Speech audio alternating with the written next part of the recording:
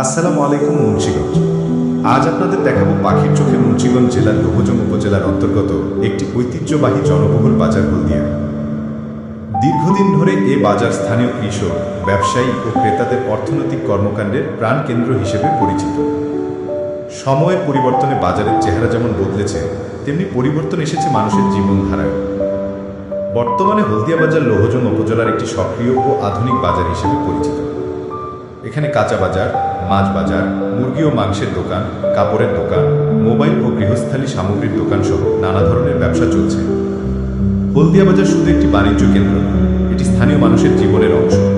এখানকার কোলাহল, পণ্যের বৈচিত্র্য আর মানুষের আন্তরিকতা মিলে এই বাজারকে জীবন্ত করে রেখেছে। ইতিহাস, ঐতিহ্য ও আধুনিকতার মেলবন্ধনে হলদিয়া বাজার আজও টিকে আছে মানুষের আস্থার প্রতীক হয়ে।